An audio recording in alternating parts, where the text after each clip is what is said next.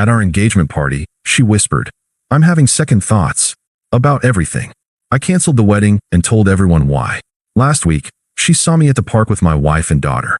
Hey viewers, before we move on to the video, please make sure to subscribe to the channel and hit the like button if you want to see more stories like this. Thanks. The fairy lights strung through the old oak tree twinkled like 1,000 captured fireflies. Laughter, warm and easy, bubbled up from groups of our friends and family clustered across the backyard. The air smelled of grilled meat, expensive perfume, and the sweet, hopeful scent of a summer night. Our engagement party, hers and mine.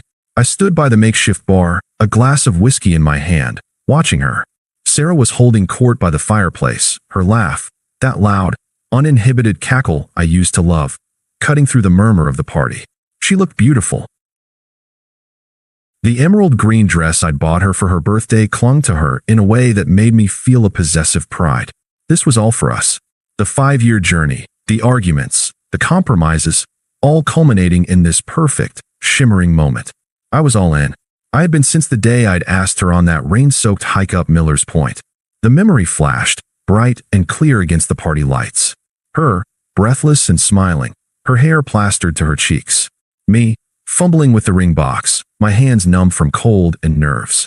The yes, that was more of a joyful scream, echoing off the wet granite cliffs. It had felt so real, so earned. My best friend, Dave, clapped me on the back, jolting me back to the present. "Can't believe you're actually locking it down, man. She's a force of nature. The best kind," I said, and I meant it. Sarah was a hurricane, and for years, I'd been happy to be the eye of her storm. That's when I saw her detach from her group, her smile faltering as she caught my eye. She gestured with a slight tilt of her head toward the darker, quieter part of the garden, near the old rose bushes. My heart gave a little leap. A secret moment? A stolen kiss away from the crowd? I gave Dave a wink and navigated through the well-wishers, my focus entirely on her. The sounds of the party faded as we moved behind the large oak, the twinkling lights now just a distant glow. The scent of roses was thick and cloying. "Hey, you okay?" I asked, reaching for her hand. It was cold, and she pulled it away, tucking it under her arm. "Everyone's having a great time. You're the star." She wouldn't look at me. Instead, she stared at a half-bloomed rose, her jaw tight. The silence stretched, becoming heavy, wrong. "Sarah?" She took a sharp breath. "Mark, I'm having second thoughts." The words landed like a physical blow to my chest. I actually took a half step back. My mind scrambled, trying to soften them, to find a reasonable context. Cold feet. Everyone gets cold feet. About the party? I forced a laugh, but it came out strangled. "It's a bit overwhelming, I know. We can sneak away soon. Just say the word." Her eyes flickered to me then, and the coldness in them stole the air from my lungs. It wasn't anxiety. It was dismissal. "No," she said, her voice low and terrifyingly steady. "Not about the party. About everything. Us. This." She waved a hand vaguely in the direction of the laughter, the music, the future we'd planned. Trapped.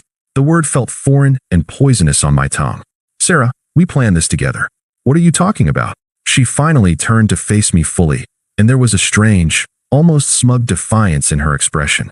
It was then I noticed her friends, Chloe and Megan, standing not far away, pretending to examine a hydrangea bush but watching us intently. This was a performance. I was being put in my place, and she wanted witnesses. "I just need to know if this is it," she said, her voice rising slightly, ensuring they could hear. "If you're it. It all feels so final. And I'm not sure I want final." The buzz of the party completely vanished, replaced by a roaring in my ears. I saw the whole scene with a horrifying, crystalline clarity. The carefully chosen venue, our families, our friends, all just a backdrop for her to voice her contempt. She wasn't sharing a vulnerability. She was staging a public execution of our relationship. The love I'd felt moments before curdled into a solid, cold weight in my gut. I looked at her, at the woman I was ready to build a life with, and I saw a stranger. The hurricane had finally turned on me, but I wouldn't be destroyed by it. The anger, the hurt, the desperate urge to beg, it all rose in a hot wave, and I consciously, deliberately, let it pass. I would not give her, or her audience, that satisfaction. My face, which must have been a mask of shock, settled into a calm neutrality. I nodded slowly, as if processing a minor piece of business news. Okay, I said, my voice eerily quiet but clear. I understand. I saw a flicker of surprise in her eyes. This wasn't the reaction she'd scripted. She expected drama, tears, a scene that would justify her trapped narrative. She got nothing. I didn't say another word. I turned my back on her and walked away, leaving her standing there in the shadow of the roses. I walked right back into the heart of the party, the noise rushing back in a wave. I saw the questioning looks, the whispered concerns. I walked to the center of the yard, picked up a spoon, and tapped it gently against my whiskey glass. The conversations died down. 100 faces turned to me, expectant, smiling. My parents, her parents, Dave with a confused frown. Everyone, I said, my voice carrying without a tremor. Thank you all so much for coming tonight to celebrate with us. I paused, making eye contact with a few people. It seems the celebration is premature. The engagement is off. Sarah is having second thoughts about everything. So, please, enjoy the rest of the food and drinks. The party's over. The silence that followed was absolute. And in that silence, I took my first clean breath in minutes. The betrayal was complete, and my dignity, though it felt like a suit of armor I'd never asked for, was intact. The silence in my apartment was a physical presence. It was heavier than the quiet of a library, deeper than the hush of a sleeping city.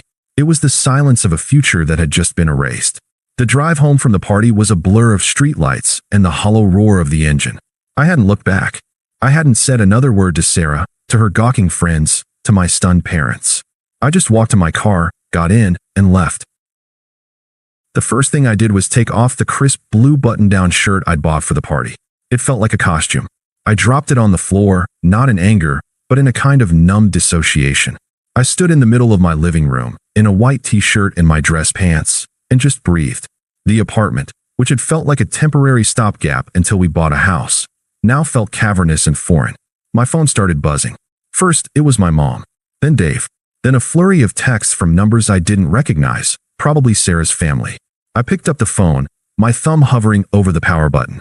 But that felt like running. Instead, I went into the settings and turned on Do Not Disturb, allowing only calls from my parents and Dave to come through. I wasn't hiding. I was creating a perimeter. The next morning, I woke up at 6 a.m., not because I was well rested, but because my body had simply run out of sleep. The reality of it hit me the moment I opened my eyes. It wasn't a bad dream. The memory of the twinkling lights and her cold, performative voice was etched into my mind. The feeling wasn't one of heart-shattering grief, not yet. It was a profound, bone-deep confusion, like I'd been following a map only to discover the world itself had been redrawn overnight. I made coffee. The mundane ritual was an anchor. Then, I went to my laptop. I opened a spreadsheet I'd lovingly titled Wedding_Plan_V3.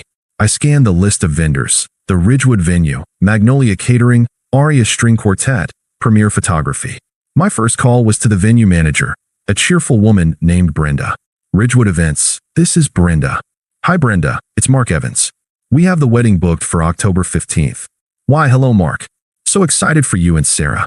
What can I do for you? I need to cancel the booking. The line went silent for a beat. Oh, I see. Is everything all right?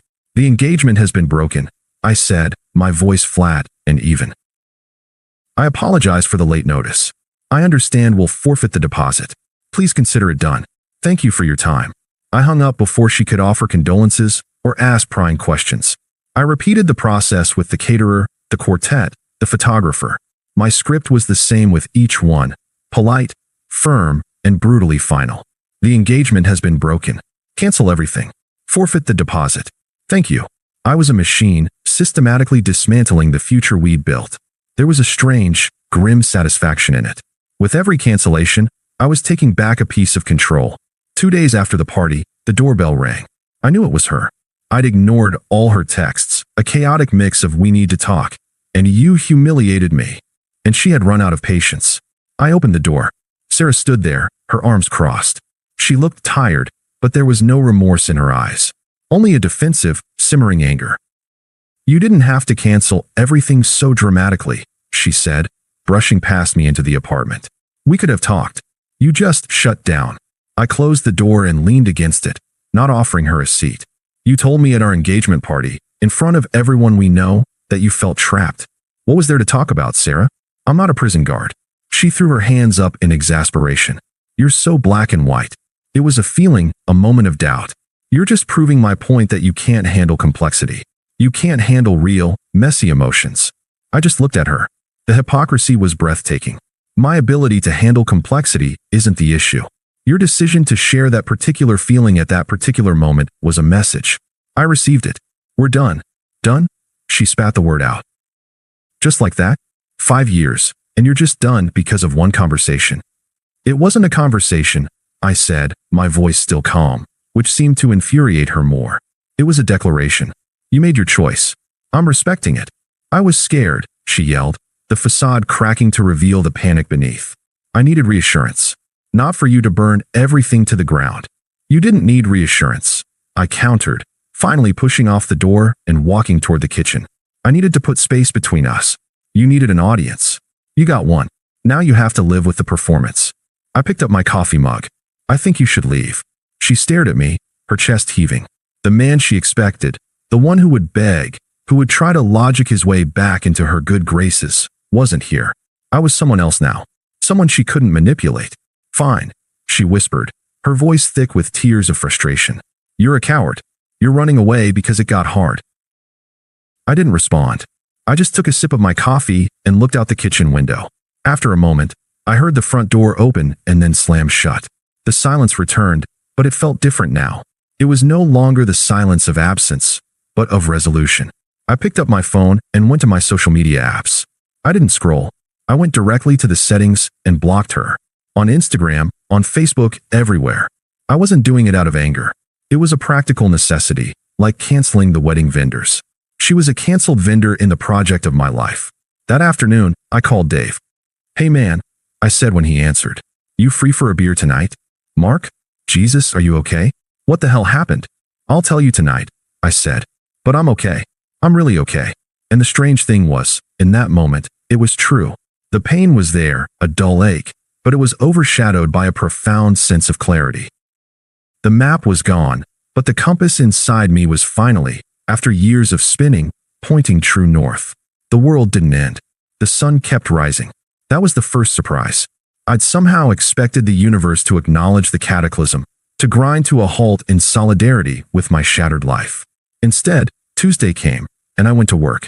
The sky was a brilliant, cloudless blue, a mockery of my internal gray. The office was the worst. The pitying looks, the hushed conversations that died when I walked into the break room. I held my head high, offered a tight smile, and said, "It's all good.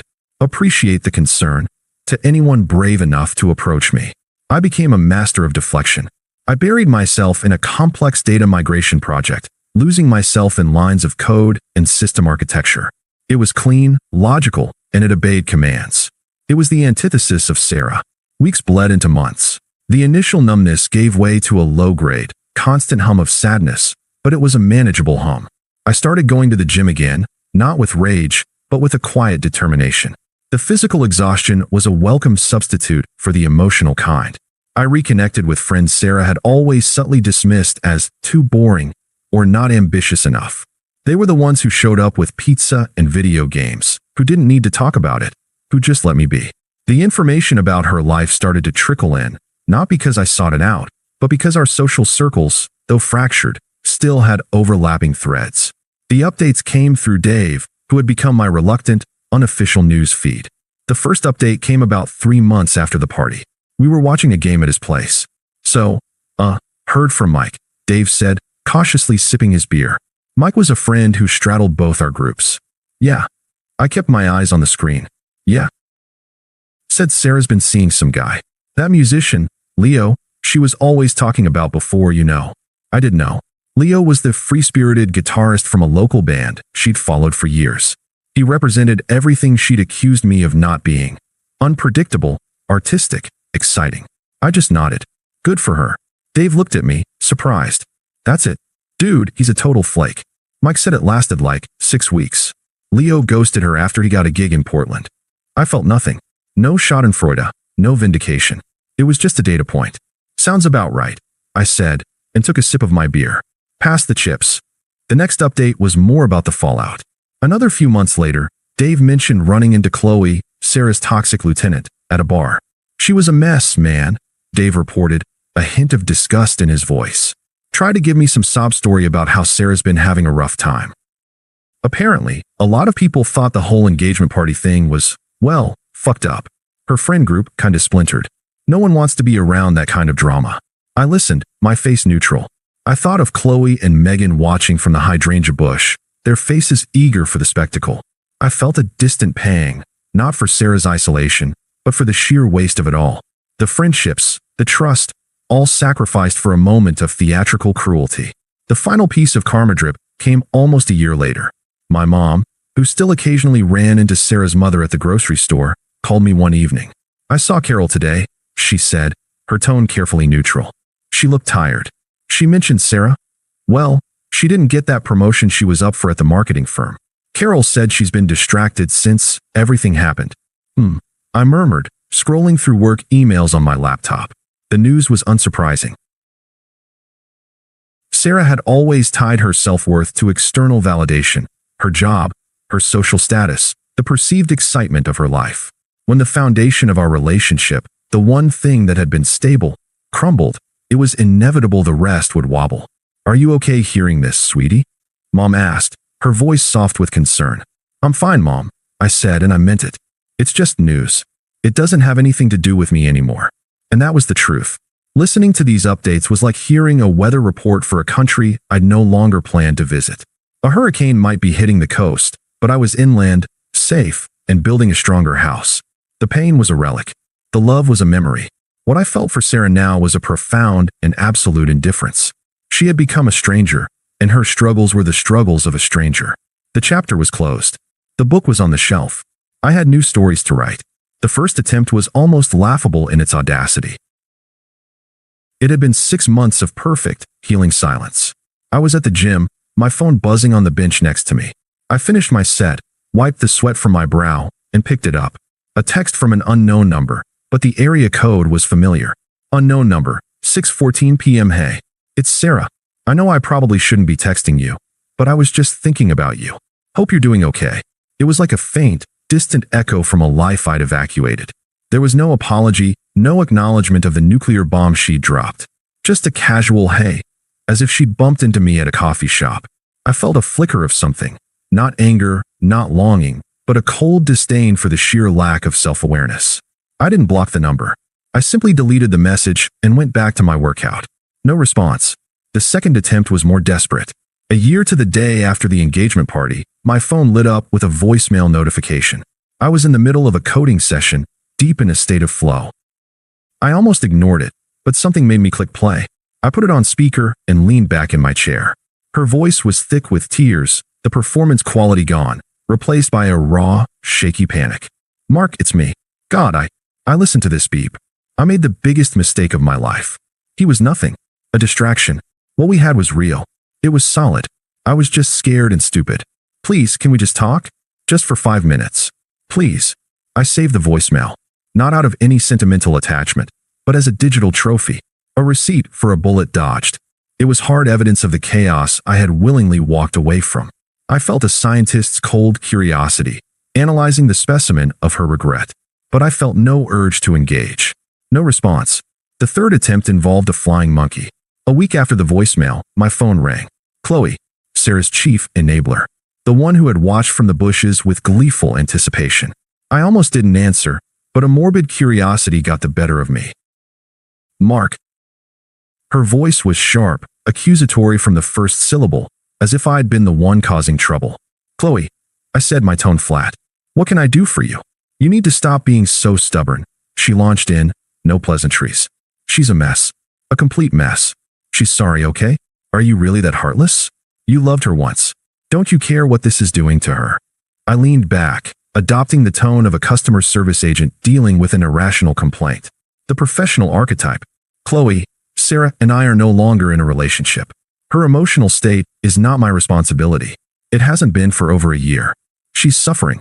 Chloe insisted, her voice rising. I'm sorry to hear that, I said, the words devoid of any actual sympathy. They were a social placeholder, a way to end the conversation. But, as I said, it's not my concern. Please don't contact me again on her behalf. I heard her sputter, "You're an asshole. You know that," before I ended the call. I didn't block her. I just made a mental note to ignore any further calls. The anger of the enabler was just more noise.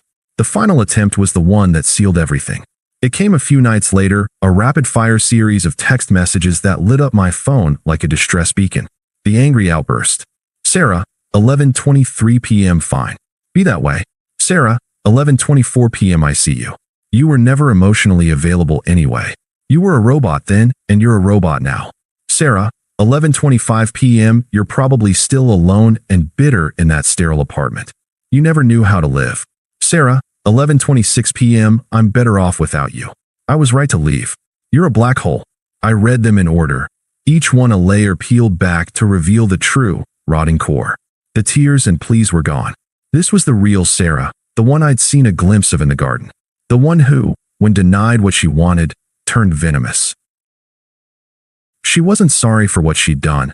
She was sorry her actions had consequences she didn't like. This time, I didn't just delete them.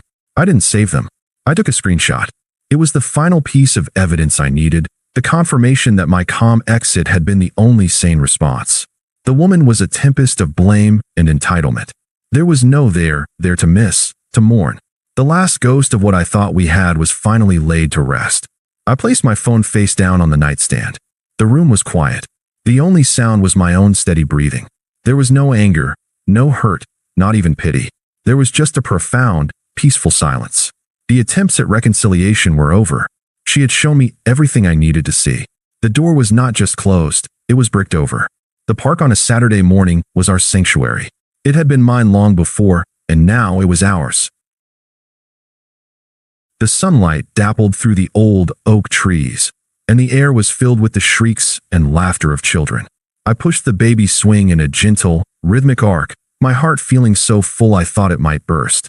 "Higher, Dada," a tiny, determined voice asked. "A little higher, sweet pea," I said, giving the swing another soft push.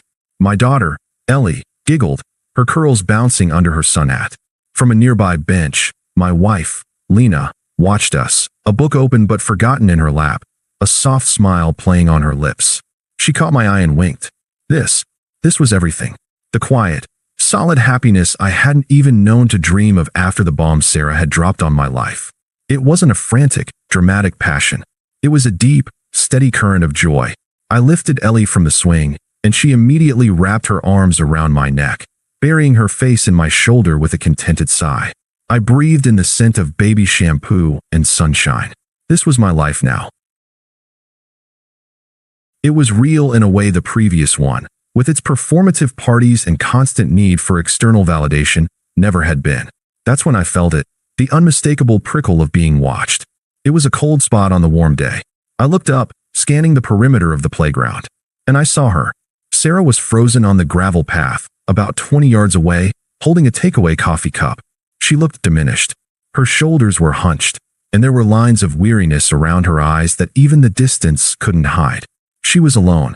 She was staring, her gaze fixed on me, on Ellie in my arms, on the simple, devastating picture of a life moving forward without her.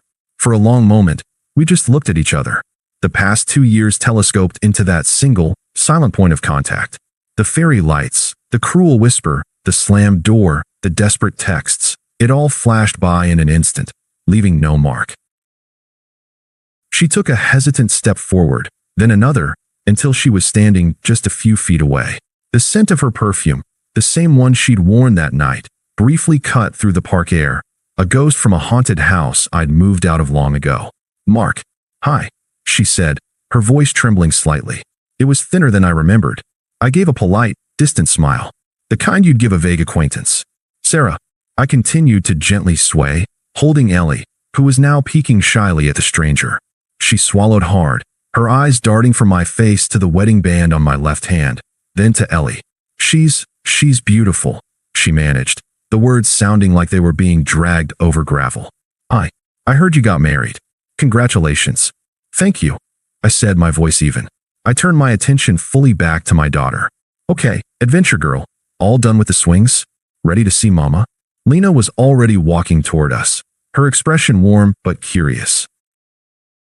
She slipped her arm around my waist, a gesture of effortless, natural possession. "Ready to go, honey?" she asked, her eyes on me, not on Sarah. "Yep, all set," I said. I looked back at Sarah. She was visibly crumbling, her carefully constructed composure shattering under the weight of the reality before her. There was no audience for her this time, no one to perform for. Just me, a man who had become a stranger, and the family he had built from the ashes of the one she discarded. "Take care of yourself, Sarah," I said. It wasn't a wish or a curse. It was a dismissal, a final, polite closing of a door that had, in truth, been closed for years. I turned, and together, the three of us walked down the path toward our car. Lena squeezed my side. "Everything okay?" she murmured. "Perfect," I said, and I meant it with every fiber of my being. I didn't look back. I didn't need to. I knew what was behind me, a ghost, a relic, a lesson learned. I settled Ellie into her car seat, making silly faces until she giggled again. As I started the car, I caught a final glimpse in the rearview mirror. Sarah was still standing there, a solitary figure on the path, small and irrelevant against the vibrant backdrop of the park. I didn't hate her. I didn't pity her. The chapter of my life that had her name on it was closed, the book put away on a shelf. And the story I was living now was so much better. Thanks for watching. Make sure to subscribe to the channel and hit the like button. What do you think about this story? Share it in the comments.